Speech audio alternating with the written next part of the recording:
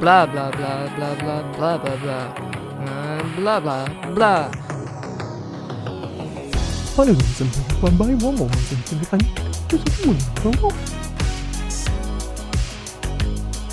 Blah blah blah blah blah blah blah blah. Blah blah blah.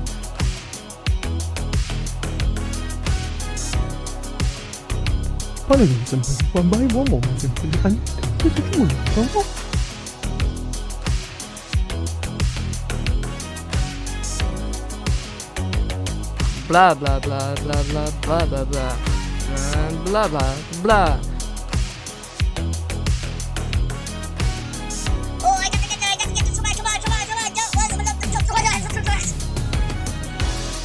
Blah blah blah blah blah blah blah blah.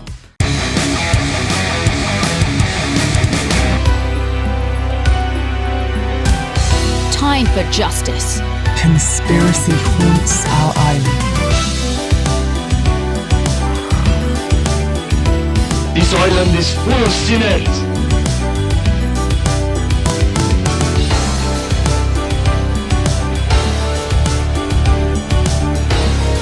What business is it of yours? You have no evidence.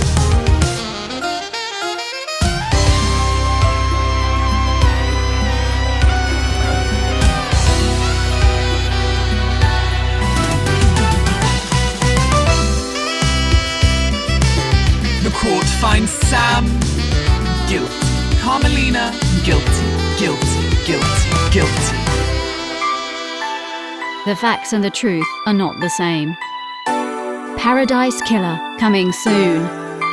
Paradise Killer is a 2020 mysterious adventure game developed by Kaizen Gameworks here in the UK. Paradise Killer has been on my radar for some time, mainly because about a year and a half ago, I was making a documentary on my other channel called Making the Game, which is out now, plug, which is all about indie developers in the UK. And I believe that Kaizen Gameworks reached out to me because they were in the process of making Paradise Killer. Unfortunately, I spoke to them and I never got a chance to go and interview them, but I was aware that they were making this game for quite some time. And as I mentioned at the start, Paradise Killer is a mysterious adventure game where you play as a detective trying to solve a murder in a very, very strange world called Paradise. Yeah, part of me was thinking before I recorded this video, how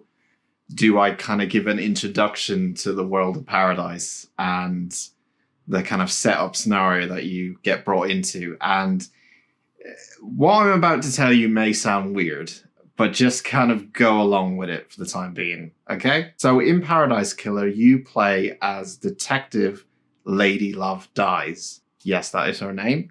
And trust me, there are more strange names along the way, where you have been exiled from Paradise for 3 million years from the previous iteration of the island. And when you start the game and Lady Love Dies actually gets released from her 3 million jail sentence, essentially, the island of Paradise is on its 24th iteration, meaning that there were 23 other islands of Paradise before it.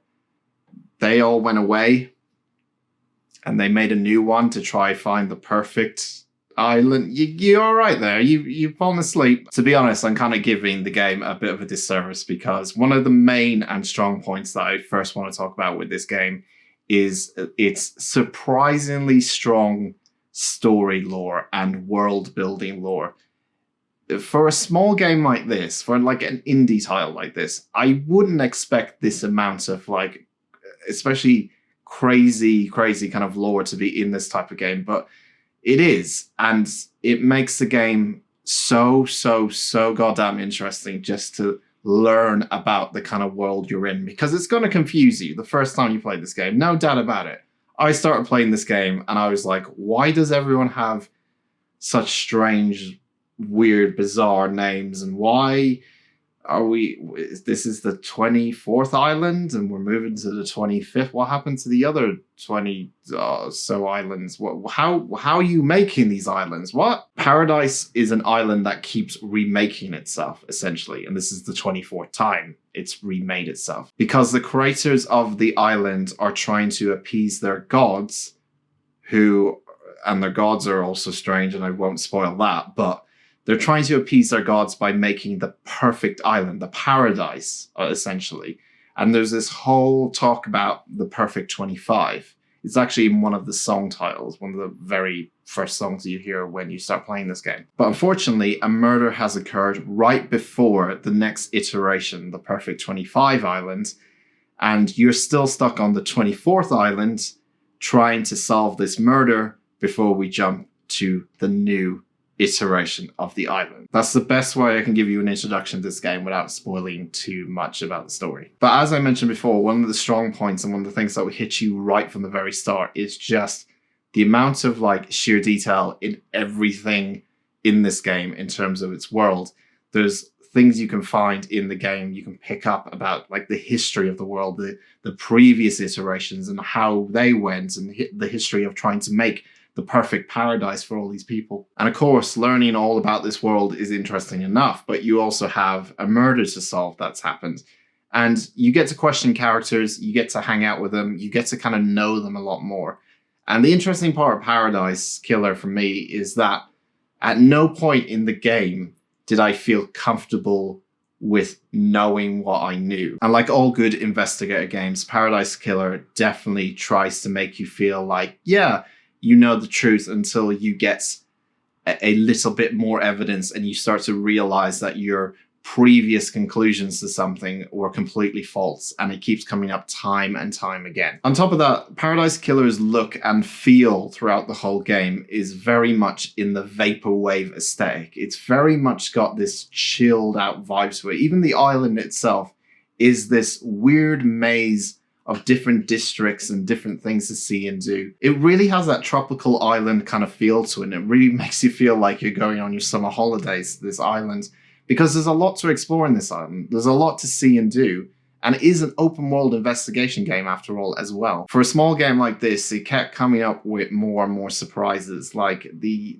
world itself is so vast, but it feels like it's been lived in. You know, it feels like a real world. Like, it doesn't feel like it's a game world or an artificial world. This feels like it's a world that's been lived in. On top of that, you have a day-night cycle as well built into the game, where you get some beautiful sunsets on the coast of Paradise as well. It's honestly, alongside something else I'm going to talk about that's hugely important to this game, it's a beautiful looking game. It really is. I know it's very minimalistic when you take into regards maybe other games or AAA titles and stuff, but this game I was very much at peace with this game.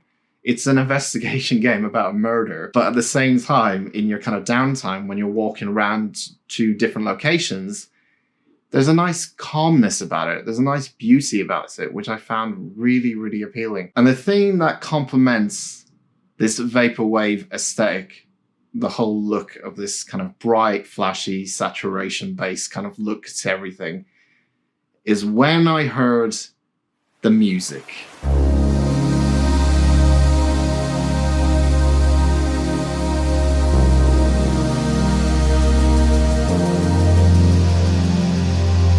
It's so good. I think you guys know how much I love good music in video games. It's like one of the most talked about things I do in reviews. I have appreciation for music. I have a music background, so when I hear music in a game and it hits the right kind of tone that I was feeling when I'm looking at the game, and it all kind of mixes together. Take your Doom, for example. Take your Final Fantasy VII Remake, for example. This game has a fantastic soundtrack. Again, it's so different from everything else that I said was a fantastic soundtrack. So different from Doom, so different from Final Fantasy VII Remake. All those games. It's vaporwave, it's synthwave, it's chillwave, whatever you want to call it.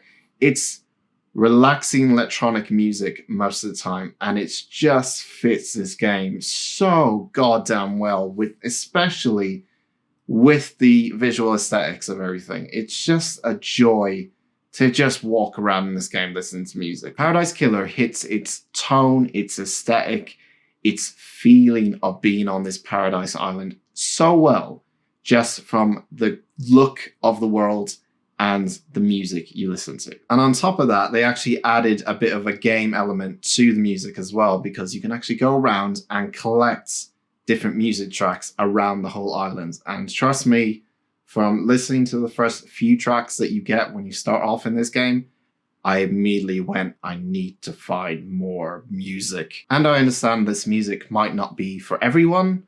I get that, but this music is 100% tailor-made for me. And not only that, it just fitted the whole look and aesthetic of this game so well that it was just a joy to listen to as I was exploring this game. Gameplay with Paradise Killer is pretty straightforward. As I said earlier, you go around talking to different people on the island, kind of the main people that kind of run the island. Again, I'm not trying to spoil the story too much, but there's interesting kind of backstory to how this island kind of gets made. You mainly focus on a couple of people, I would say. But the interesting thing with Paradise Killer is, especially when I finished it, I realized at the end when I looked it up on the internet, because this game does not hold your hand or tell you anything, especially at the end. You can miss out on a lot of things, including a whole entire character that you didn't know existed on this island. Hi, my name is Dan. So yes, a lot of Paradise Killer is going around asking questions. It's an investigation type of game. Don't expect any shooty bang bang in this game, if you know what that means. It's very much a sit and listen and take mental notes and try to figure out this weird investigation that you have to do. As I said before, it's quite a vast island, quite a big island for kind of a small indie game, but there's a lot of different kind of characteristics throughout the island itself. There's like even an industrial zone, there's a housing zone, there's even like a Hollywood kind of hill zone as well that you can find, but you won't find everything. And that's one of the main things about Paradise Killer, is that it's unlikely that you're going to find out every piece of evidence. You're going to find every piece of line of dialogue in this game. It's just unlikely. But even though I enjoyed the walking aspect, listening to music and looking at the nice aesthetics of this game, it did become more frustrating towards the end of the game, because what tends to happen is you have a bunch of information, and new information can only be triggered by talking to one person, and then that triggers another person to like release more info because you have info from this person. So you cross-reference that with another person, and then they go, talk to this person. It became a bit too back and forthy a little bit towards the end. Paradise Killer is one of the best, fun, most enjoyable investigation mystery games I've played in a long time. Its gameplay very much reminded me of the Danganronpa series, very much inspired by that kind of Japanese series. It's minimalistic, yes, absolutely. It's literally a game about going around talking to people, but if you enjoy those kind of games, I think this is one of the best games that's come out in recent years in that genre. Alongside a great investigation story, there is this rich, incredible lore about this world that's weird and strange, but also wonderful to read about and try to understand how this world kind of came to be. And on top of all that, it has one of the best feelings, I guess, I got from a game, mixed in with its vaporwave aesthetic and vaporwave soundtrack, and it just combined everything, all this stuff into one package, and it works. It works wonderfully well. Absolutely one of the best investigation murder mystery games I've played in a long time. God damn, I want to go to paradise. With all that being said, I'm going to give Paradise Killer a 9 out of 10. Thank you very much, guys, for watching this video. If it's your first time watching a review of mine, do check out the other videos and hit subscribe if you like all this stuff. Leave a like, leave a comment. Did you like Paradise Killer? What do you think of it? Is it cool? Did you hate the soundtrack? Did you love the soundtrack? What do you think about it? Let me know. Leave a comment below, and I'll see you in the perfect 25. I didn't have an exit for this bit, so I'm just gonna go.